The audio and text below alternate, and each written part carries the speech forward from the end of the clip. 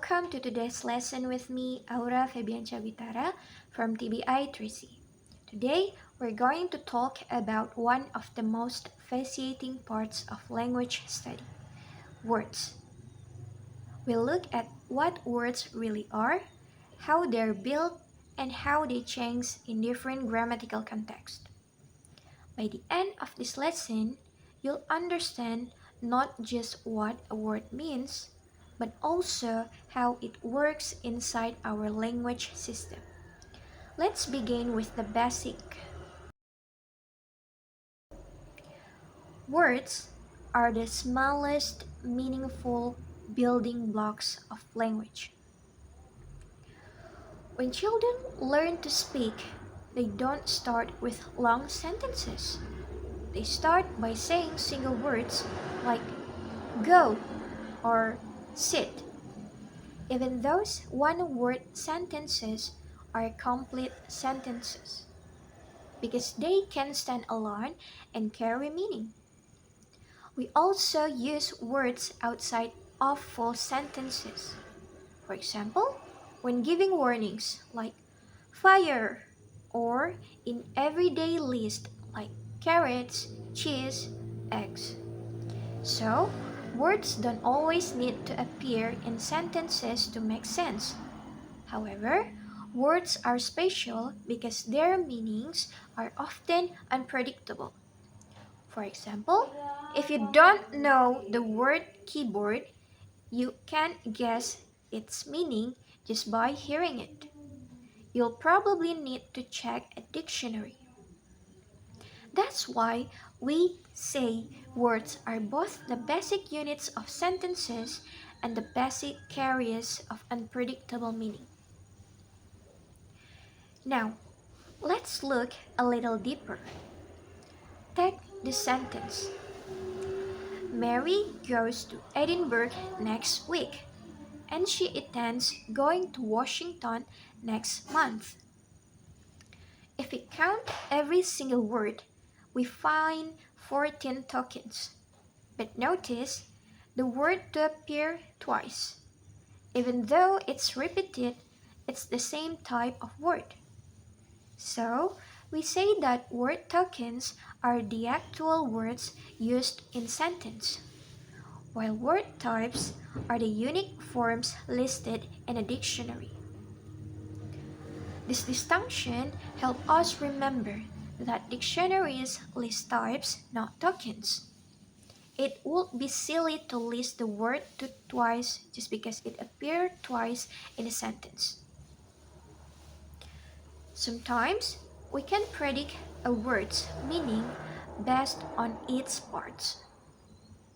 For example, if you know the adjective happy, you can easily understand unhappy because un always means not. The same goes for nauseous and nauseously.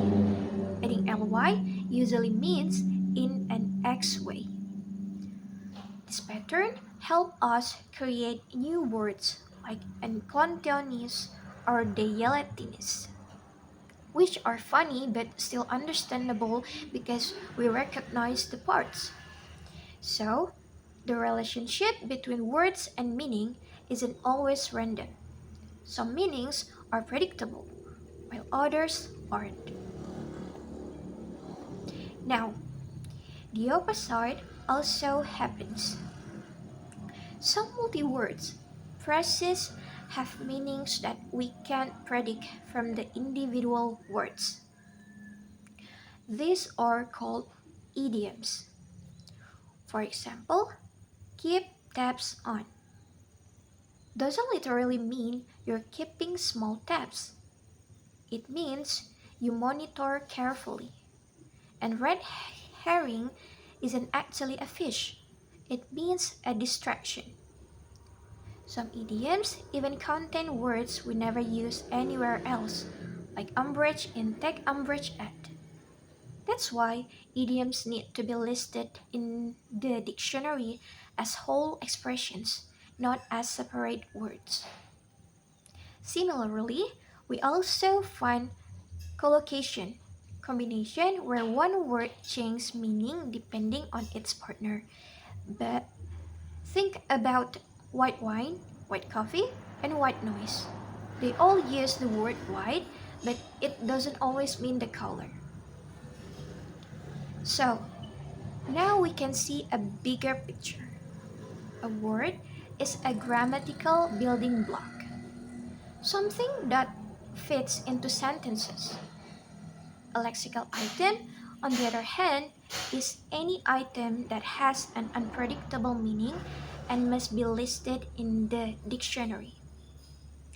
That means not all words are lexical items and not all lexical items are single words.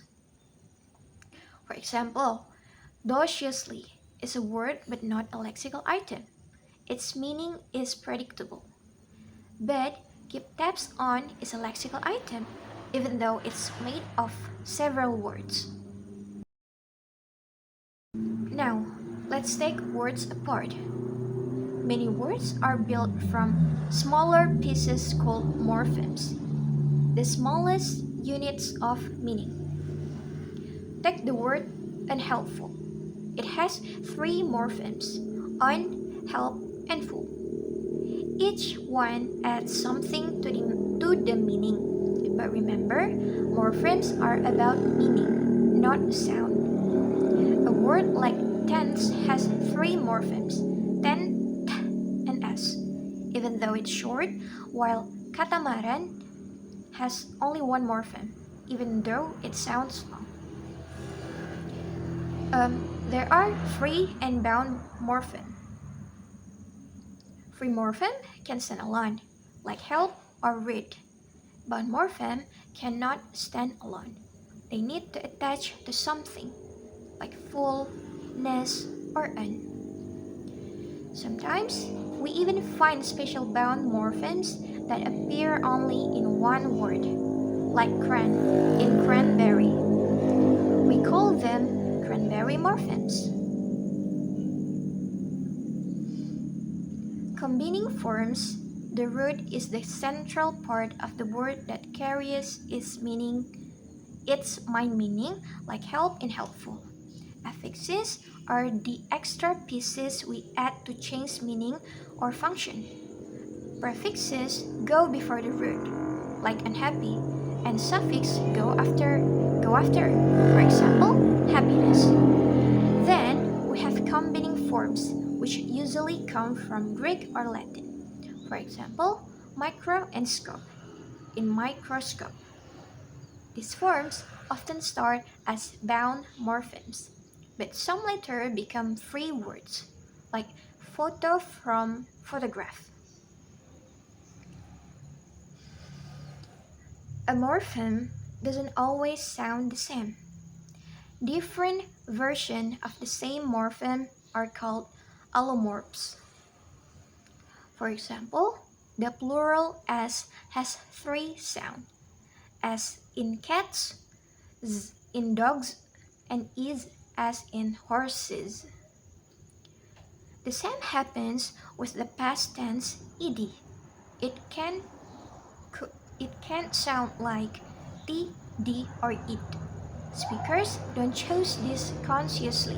They happen naturally depending on sound rulers. When words change for grammar. Next, let's look at inflection, which means changing the form of word to show grammar, not to create a new word. For example, perform, performs, performed are inflectional forms of the same word, perform. But performance is a new word with a different meaning. That's derivation. Inflection changes things like tense, number, and person, but it doesn't change the word's identity. Nouns usually have singular and plural forms, like cat, cats, or child, children.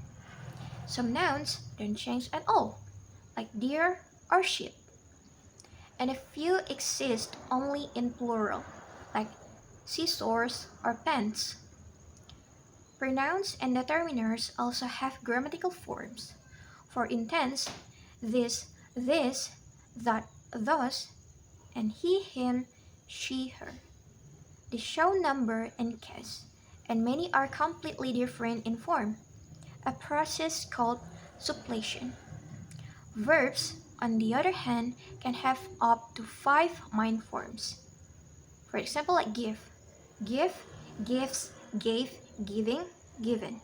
That's it. Some verbs are regular, other irregular, and the verb be is the most irregular of all, with 8 forms. Finally, adjectives can change to show degree. Green, greener, greenest. Or use more and most for longer words, like more beautiful and most beautiful. So, to sum up, words are not just symbols with meaning. They are structured systems made of smaller meaningful parts, and they can change from to fit grammar. By studying their roots, affixes, and patterns, we can understand not only what words mean, but also how they work. That's all for today's lesson. Thank you for watching, and remember, every big idea in language starts with just one small word.